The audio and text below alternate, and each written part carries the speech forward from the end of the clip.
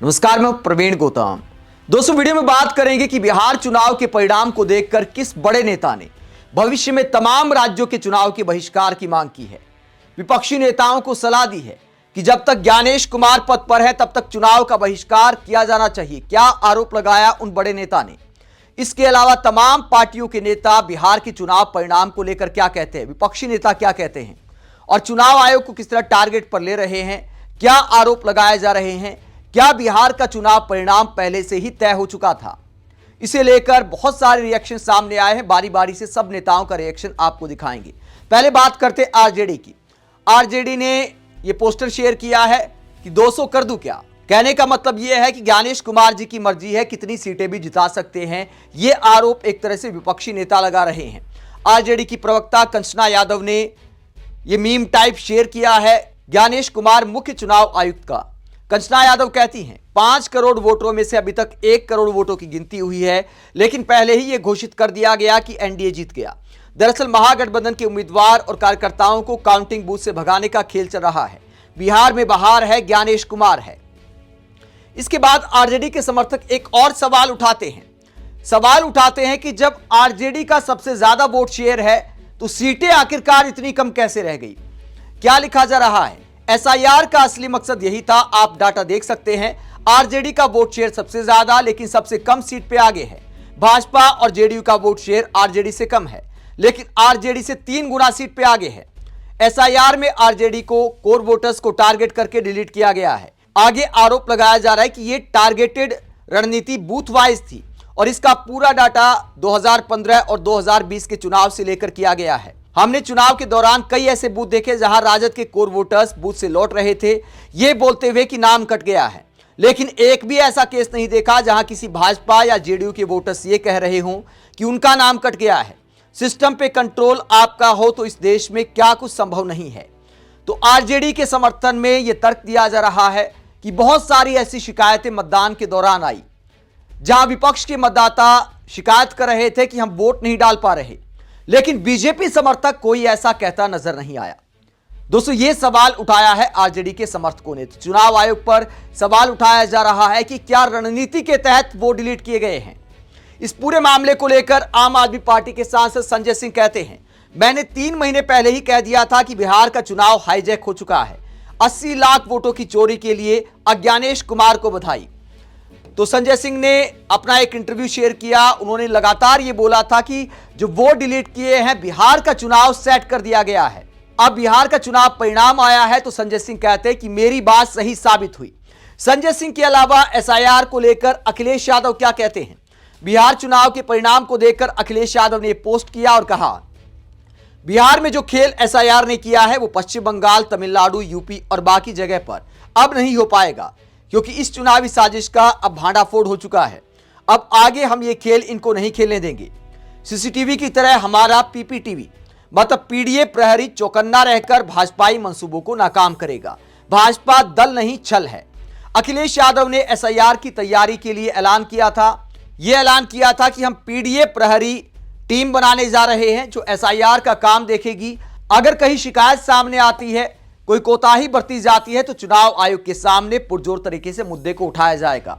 तो अखिलेश यादव दावा करते हैं कि यूपी में ऐसा खेल नहीं हो पाएगा, लेकिन कुछ विपक्षी नेता ऐसे भी हैं कि भैया कितना ही चौकन्ना रह लो, जब खेल करना है तो करना है, इससे अच्छा है चुनाव का बॉयकॉट किया जाए। ऐसी बात आखिरकार किस नेता ने की है। ऐसी बात की है यशवंत सिन्हा ने। यशवंत सिन्हा ने आरोप लगाया और कहा कि बिहार का जो विधानसभा चुनाव है उसका परिणाम साफ तौर पर अरेंज किया गया है, मतलब तय किया गया है, पूरा इंतजाम करके चुनाव परिणाम लाया गया है। यशवंत सिन्हा आरोप लगाते हैं और आगे कहते हैं सभी विपक्षी दलों को तब तक चुनाव का बहिष्कार करना चाहिए जब तक ज्ञानेश कुमार मुख्य चुनाव आयुक्त हैं और इलेक्शन कमीशन समझौते कर रहा है, तब तक किसी भी चुनाव में पार्टिसिपेट नहीं करना चाहिए।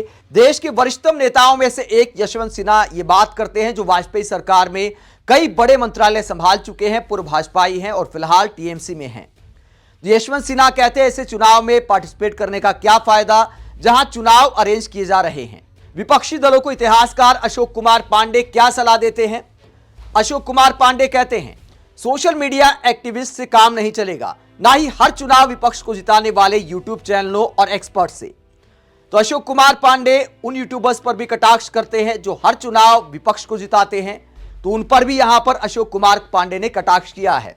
आगे अशोक कुमार पांडे कहते हैं, विपक्ष और खास तौर से कांग्रेस की समस्या जाननी है तो कश्मीर से कन्याकुमारी और राजस्थान गुजरात से असम तक कहीं के कार्यकर्ताओं से आधे घंटे अकेले में बात कर लीजिए। बस उन्हें भरोसा हो कि बात किसी बड़े तक शिकायत के लहजे में नहीं पहुंचेगी। भाजपा सत्ता के लिए सब करेगी, केंद्रीय चुनाव आयोग उसके इशारे पर चलेगा, सब जानते हैं। सवाल यह है कि उसके मुकाबले के लिए वायरल वीडियो से आगे क्या तैयारी है। तो अशोक कुमार पांडे विपक्षी दलों की तैयारी को लेकर सवाल उठाते हैं। जब विपक्षी दल ये मानते हैं कि चुनाव आयोग आपके खिलाफ काम करता है, तो आपकी तैयारी क्या है? संगठन के लिए आप कितना काम करते हैं? वायरल वीडियो से बढ़कर आपकी तैयारी क्या है, या सब जनता के भरोसे छोड़ दिया गया है? ये सवाल उठाते हैं अशोक कुमार पांडे। दोस्तों, इस चुनाव में कई ऐसे पहलू हैं जो महागठबंधन के खिलाफ गए हैं। यह चुनाव राहुल गांधी और तेजस्वी यादव के लिए भी एक सबक है, खासकर तेजस्वी यादव के उस वादे को लेकर जिसमें उन्होंने कहा था कि हर घर में सरकारी नौकरी दूंगा। यह वादा कहीं से भी व्यवहारिक दिखाई नहीं देता। इसके अलावा मुझे लगता है कि देश की राजनीति में यह वक्त आ गया है जब मुफ्त की योजनाओं पर भी एक विचार करना चाहिए विपक्षी नेताओं को। बहुत सारे राजनीतिक दलों ने यह मान लिया कि चलो हम बहुत सारी घोषणाएं कर देते हैं तो उससे सत्ता में आ जाएंगे। बिहार चुनाव इस बात को दिखाता है कि अपनी विचारधारा पर अगर वास्तविक दावे किए जाएं जो हकीकत दिखाई दें, देश की जनता का मन छूने की कोशिश कीजिए। अगर मुफ्त की रेवड़ियों के ऐलान करके भी आपकी बात नहीं बन रही है, हर घर सरकारी नौकरी का वादा करके भी आपकी बात नहीं बन रही है, तो विचारधारा के नाम पर वोट मांगिए, चुनाव परिणाम की परवाह मत करिए, संगठन पर काम करिए, तभी कुछ हो सकता है। मुफ्त की राजनीति मेरा मानना है कि देश के लिए अब बहुत खतरनाक लेवल पर चली गई है। हम जैसे लोगों ने भी आम आदमी पार्टी का जन कल्याणकारी नीतियों को लेकर सपोर्ट किया था कि चलो ठीक है, आपने सरकारी स्कूल अच्छे कर दिए, आपने न्यूनतम जो जरूरत है गरीब आदमी की, बिजली पानी वगैरह ये बेसिक सुविधाएं हैं, चलो थोड़ा बहुत इसमें छूट दे दी, वो भी चल जाता है। लेकिन महिलाओं को पैसे बांटने का सिस्टम देश में शुरू हो गया। फिर बुजुर्गों की पेंशन को लेकर भी कहा जाता है कि भैया इतना कर देंगे, उतना कर देंगे। फिर कमाने की आखिरकार जरूरत क्या है? अब बीजेपी भी उसी रास्ते पर आ गई। अब बीजेपी ने भी चुनाव से पहले 10,000 रुपए जो बांटे वो इस चुनाव में बड़ा फैक्टर साबित हुए हैं। यह बात आप कह सकते हैं कि चुनाव आयोग इस मुद्दे पर खामोश रहा कि चुनाव के इतने नजदीक या चुनाव के बीच में भी किस्तें कैसे जा सकती हैं। जो बात चुनाव को प्रभावित करती है उस बात को लेकर चुनाव आयोग ने आंखें मूंदे रखी। लेकिन इस मुद्दे पर आप भाजपा को नहीं घेर सकते। आपने भी बहुत सारे राज्यों में मुफ्त के बहुत सारे ऐलान किए हैं, आपको कई जगह पर कामयाबी भी मिली, लेकिन हर जगह ये कामयाबी की गारंटी नहीं है। सवाल यह है कि क्या यह मुफ्त वाला मॉडल देश के हित में है? लेकिन आप सोच कर देखिए, जहां पर कांग्रेस की सरकार है, जैसे हिमाचल प्रदेश में सरकार है, कर्नाटक में सरकार है, क्या वहां पर ऐसा कोई मॉडल कांग्रेस ने भी विकसित किया है? या फिर वो योजनाएं सरकारों के बजट पर भारी पड़ रही हैं? कई बार हिमाचल प्रदेश से खबरें आती हैं कि सरकार के सामने आर्थिक संकट आ गया है। कर्नाटक में भी एक आध बार मामला सामने आया है कि सरकार के हाथ पैर फूल गए हैं मुफ्त की योजनाएं चलाने में। तो क्या सत्ता पाने का एक यही जरिया बच गया है विपक्षी दलों के पास, जिस पर बीजेपी भी अब 2 कदम आगे बढ़ गई है? लेकिन क्या ये सारे मामले देश के हित में हैं? एक पत्रकार के नाते इस पर बोलने की जरूरत है इस वक्त कि क्या ये देश हित में है? सारा पैसा अगर सरकारों का मुफ्त पैसे बांटने में ही निकल जाएगा तो फिर सड़कों के लिए और रोजगार के लिए पैसा बचेगा कहां? तो वादे वही करने चाहिए जो प्रैक्टिकल हो, जो देश हित में हो, सिर्फ चुनाव जीतने के हित में ना हो। सब पार्टियों को इस पर ध्यान देने की जरूरत है।